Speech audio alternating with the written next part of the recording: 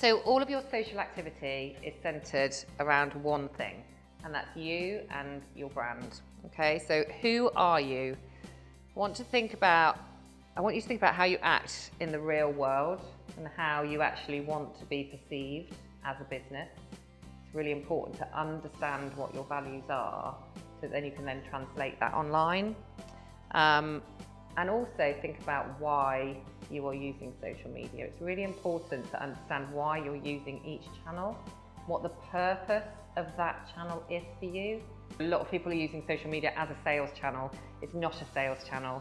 And what it is something that can direct people where they can buy.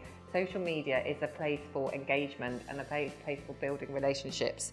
Also, when you're using social media, I always think it's really interesting to flip it, or whenever you're doing anything is to flip it and look at how you respond to social media as a customer. So when you're scrolling through your feeds, whether it's Twitter, whether it's Facebook, whether it's Instagram, whether it's LinkedIn, what makes you pause? So what makes you stop? What is it that you want to spend a little bit more time on? So it's really thinking about how you respond to stuff and then putting that out there in your own activity. So social media manners rule number 1, stay honest, open and authentic. But how you choose this is really up to you. It's your business and it's your rules. But keep it real, don't conflict and don't confuse. Be honest with your audience, but be true to that brand and that language that you use. So the guidelines that you give yourself and the rules that you give yourself, stick to that. So selling online, we've all got a living to make, and it's why we're doing all this, and it's what your shop and website is for. But like I said, it's not necessarily on social media. It's okay to promote a few things that you're doing, but not all the time. They say sort of 80 to 20%. Could be 70-30, but probably not too much. So 80% informative and shares and kind of what you're doing or things you've read, or even if it is about your work or what you're doing, but it's more informative rather than this is now for sale, this is now for sale, this is now for sale. So hashtags, are we all familiar with hashtags? Do we all know what they are?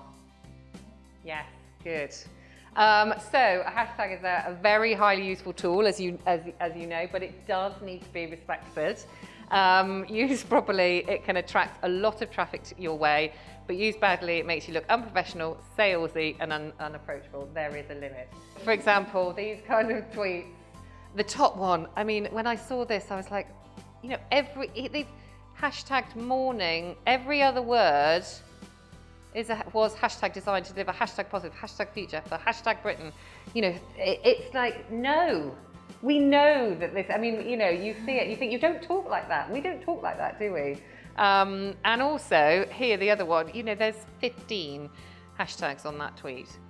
It's about having the right amount and using the right ones. So this one's a little bit better. So you've got, you've got your candle, you've got sort of saying what it is, you've got like 3 hashtags and you've got a couple of links. But then this one is great. So it's a little bit more engaging. It's telling you why you should be clicking that link. And then they've got very kind of specific hashtags that are involved in kind of those proper hashtag campaigns that are related to the tweet that they're putting out there. Instagram is a different beast, so you can use up to 30 different hashtags on Instagram, but you have got to be careful. So there's a lot of different rules with regards to Instagram hashtags. So if you've got kind of like 12, 15 hashtags and you just put the same ones on every single post, it could resort to you being shadow banned. Or if you're using any kind of third-party apps that are maybe posting or unposting for you, that kind of thing, it's anything that they sort of regard as bot behaviour or automated behaviour. If possible, keep them separate from the main comments. So rather than having the hashtags in the middle of sentences, have them at the bottom.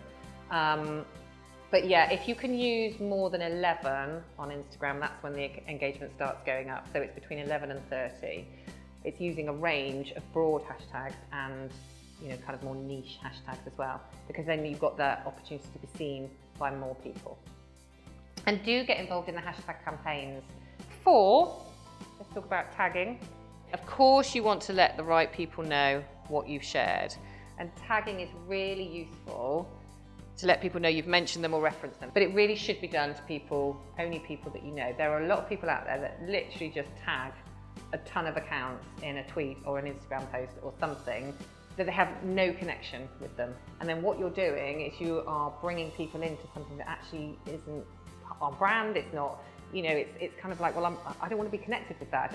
I don't necessarily want to be associated with that. If you do want to tag a number of people in your tweet, tag them in the image rather than, so here they've got all the ats in the actual tweet, but here you can actually tag people within the image. What happens is when anyone retweets that or likes that or engages that, the people that are tagged in that image get a notification.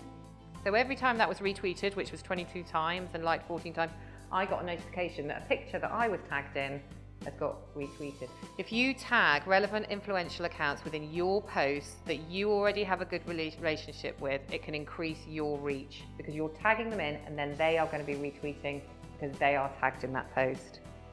Okay, that's the potential. If you are tagged in a post, it will you will get notified when people RT as you are included in it, and this will help build up your network as well. So don't tag strangers. This is rule number 4. Unless you've already pre-arranged it, okay, or you have a good online relationship with them, don't tag them. Don't tag randoms in your images. It's rude, it's invasive, and it projects spammy-like behaviour, meaning you could get blocked due to the rules of each individual platform. Okay, so direct messaging. So direct messaging is growing, like actually quite a lot. There's a lot of people using direct messaging to form those relationships, sort of taking it kind of offline a little bit, so it is private. And there are loads of times when you're going to want to talk to someone privately and you don't want to see it, you know, you don't want it to be kind of out there. It is really good. Twitter really is the one that you've got to be careful with regards to direct messaging. If you follow someone on Twitter, you may get an automated direct message reply. There's loads of rules within Twitter's page that says you may not send unsolicited direct messages in a bulk or automated manner. If you want to send a DM, make sure it's not automated and make sure it's personal or has a question or something or some way of engaging with that business. You can direct message people, but there does need to be a reason, and it's not just a promo. LinkedIn is, like I said, it's a bit of an exception. It's okay to send a direct message because a lot of people want to know why you found them or how you found them or what you've done with them before. Sometimes if you see a name come up to request to connect with you, you think, oh, I don't know who that is. So it does make sense, but don't send these, you know, unnecessary just sales or promo direct messages. It's like cold calling. So I am a full believer in reusing content. I think it's a really good way of when you're kind of scheduling content out or when you're planning content out, it's really good to reuse content that you've already used. So whether it's an image or a blog or, you know, something that you've put out there already, you can put it out there again. Don't be lazy with your repetition. A, it looks lazy. B, it shows that you don't respect your audience and actually do respect your audience and your customers. By copying and pasting just the same post, it shows them that you aren't interested and it's not promoting that engagement. And like I said, it's social media management behavior or bad social media management behavior. You're looking to build these long-term relationships, not just churn out the same post over and over, and you're better than that. And this, I guess, you know, again, sometimes we just want to get some stuff out, but it's always worth checking before clicking post. So it's just thinking, maybe rereading just to check spelling, grammar, and if it could be perceived wrong. Sometimes, you know, once it's out there and you reread it and you go, oh my God, that sounds awful, and I didn't realise that when I put it out there. You know, anything you put out there, anything that is seen, whatever you say, it can be screenshot, it can be saved, even if you've deleted it. People do save it. Think before you speak or post. Read and reread before you send out. Don't ever start an argument. To get your facts straight. If you've got an issue, take it offline. And the same goes for photos as well. And don't put anything out there that you wouldn't want your boss or your gran seeing or hearing. And I love this phrase, a sale doesn't end when money has changed hands. So just because someone has done, you know, a transaction or whatever, that doesn't end. It's that ongoing customer service, and it's understanding that You know, keeping that customer relationship alive with newsletters, with updates, with, you know, that ongoing relationship through Twitter or Instagram or whatever it is, that communication, that engagement. They are your PR. Building advocates in your customers and audience means they can spread your message so much further than you can spread it yourself. We all love a share. That's what we want. We want our posts to go out there. We want people to be sharing what we do. You can reach so many more people if your audience is sharing what you do, but you can't expect others to share what you're doing unless you are sharing other stuff as well. Always, when you're sharing an image, always credit where that original image came from.